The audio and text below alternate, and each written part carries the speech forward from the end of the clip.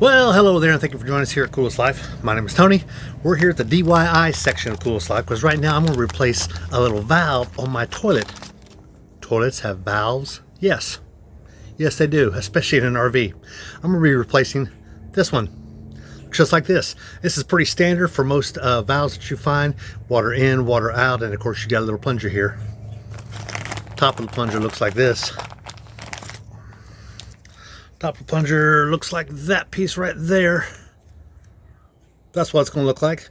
Basically, there's only 2 screws to it, which go right into here. These 2 right here. 2 screws to it. We're going to replace this in just a minute. We'll show you what we're looking at and how easy it is to get this thing done. Because you just entered the Coolest Life DIY edition.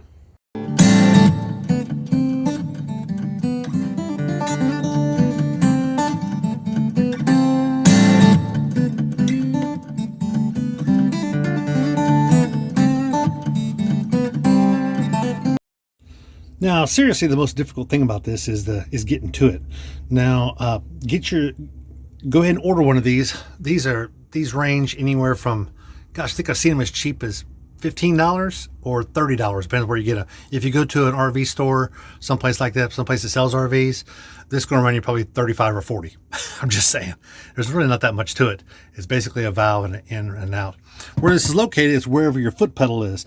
Now, I took off my foot pedal here, it's basically a plastic shroud cover, and I actually got ahead of myself because I actually just have already reconnected the pieces here. Obviously, you want to turn off your water when you get started here, but there's not many pieces to it.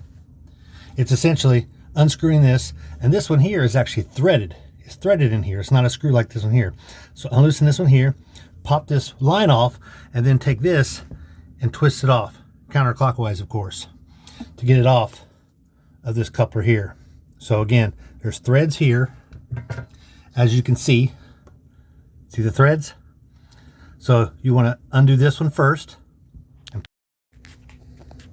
Where was I? Oh yeah. So you want to undo this one first, which is your this piece here. Unscrew that off this coupling, I guess it's called. Not really coupling. It's just a squeezer, basically. That's all it is. You slide it that way out of your way, and then when you get ready, you want to you got to pull this out, manhandle it, try not to break it or anything like that, and inspect it once you get it off. You don't want this thing to be all, you don't want the hose to be all broken or anything, because then you may have to replace this hose. Hose isn't very long; it only goes to the back of this thing, but getting to it is the real pain in the butt. So you don't want to destroy it. Once you pull this off, pull this hose here off, you're going to untwist that thing. Then you're going to put it back on in reverse. So you're going to twist this on first, where these are. You're going to twist it on first, and then you'll reconnect the hose. After you twist it on, get it good and tight, and then line it back up so it's up and down like this. Then we're gonna screw this back on, get it nice and tight, and then we're going to take we're going to place it right back over here.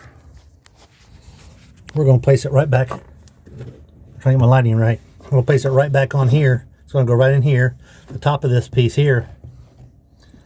The top of this piece here.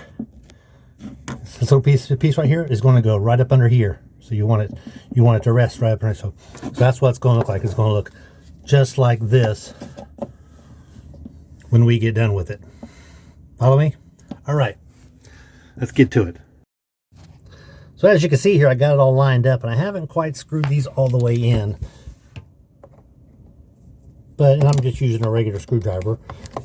Could it be a little faster with an electric drill? Well, yeah. Do I have an electric drill? Yeah. Is this a tight place for if you don't have a 90? Yeah. If you don't have a 90 degree turn on your electric drill, yeah, this is kind of a tight place. However, I do have a 90 degree turn, but I'm going to do this one by hand. Keep in mind, anytime you're doing any kind of DIY, when you're dealing with plastic, I'm screwing in to a piece of plastic. You don't want to tighten that thing all the way down. All right, so keep that in mind. Tighten them down to the good and snug. There is no gasket on the back of this because water's not actually going on the back of this. Water is actually coming in here. It's staying inside of here, and it's coming back out that way. You follow me? So water's coming in here, it's staying in here, and it's going out that way. It's not actually going that direction.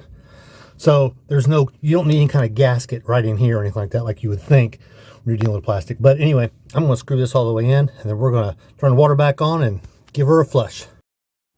So this is kind of what you would start with. You would start with the the toilet that's got the cowl around it, like this piece here.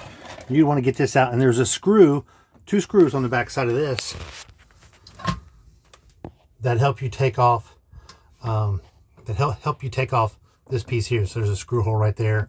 Anyway, you take those screws off, and when you do, you will then expose this piece here, which sets just inside. Boy, that focus is terrible.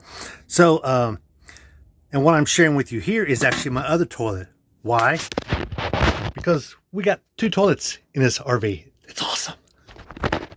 So anyway, I do like having 2 toilets. Why would I have 2 toilets? Well, it's just me and my wife, because I could sit in here as long as I want. But so underneath here, you can see the 2 hoses that are coming out. That's what's going to connect to there. Pretty easy. Nothing to it. And then you would just do everything in reverse the way that you took it off. Hopefully taking it off is pretty easy. And then that's going to snap right back into place. And it's going to look like that. Is every toilet like this? No, absolutely not. I will say toilets I've seen, 90% of the toilets out there, I've got these. So this is a pretty common piece that you're going to have to replace. They wear out just like anything else. I did have a leak at my other toilet, which is why I replaced this. So I'm assuming that's what this was. If not, I'm going to take it further apart, which I really don't want to do. But easy stuff first. This took me, I don't know, 20 minutes. Easy job. Well, I hope you enjoyed this video of how to replace a valve on your Dometic toilet. It's, again, this valve is on most of your toilets you're going to find out there, and normally it's the first cause. They may leak up here. That right there, that is actually only the spring holder, the spring that keeps this plunger here springy. I can probably push it down now if I watch water squirt out on me. No. So anyway, it does go down just a little bit, but it's because it's got that spring, which is what this is. Water is not inside of this. It's just keeps the lever up. Anyway, and of course that pops off just like that. Nothing to them. Pretty cheap, easy install. No gasket required. You just put that back on. So I'm going to check it in a few days and make sure it's not leaking. If it is leaking, your most likely culprit is going to be an O-ring that's going to go right in here that's wore out. Just like your garden hose, they're going to wear out after a while. So replace that O-ring. And it's pretty standard. I think it's guess what size. It's probably 1/2 inch O-ring.